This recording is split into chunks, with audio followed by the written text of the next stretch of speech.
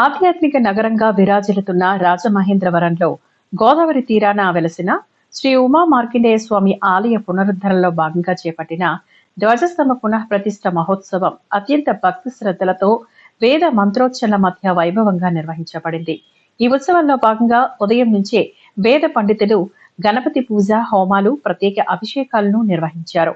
ఈ కార్యక్రమంలో Rajamahendravaram city MLA Adireddy Srinivas, ధ్వజస్తంభదాత Ravishankar దంపతులు ముఖ్య అతిథులుగా పాల్గొని ప్రత్యేక పూజలను నిర్వహించారు. ఈ సందర్భంగా ఎమ్మెల్యే మాట్లాడారు. ప్రముఖ శైవ క్షేత్రమైన మార్కండేయ స్వామి ఆలయాన్ని అభివృద్ధి చేయడం తమ బాధ్యత అని పేర్కొన్నారు. ఈ కార్యక్రమం విజయవంతం కావడానికి సహకరించిన దాతలను, కమిటీ సభ్యులను ఆయన అభినందించారు.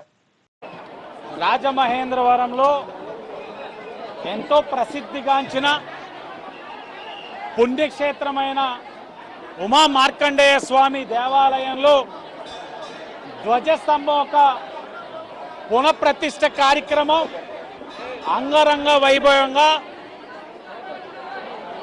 అన్ని విధాలైన పూజల్ని చేసుకొని ఈరోజు ప్రతిష్ఠ కార్యక్రమం చేయడం జరిగింది.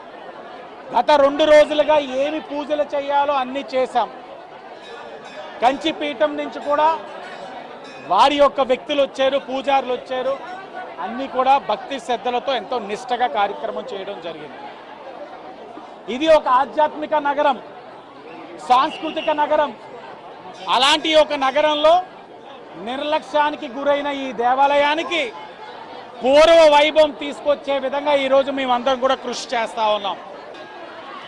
సహకరించిన దాతలకి, కార్యక్రమం విజయవంతం కావడానికి కృషి చేసిన భక్తులకు, వేద పండితులకు, పుర ప్రజలకు అందరికీ కూడా 2 చేతులు జోడించి నమస్కారాలు తెలియజేస్తా ఉన్నాం.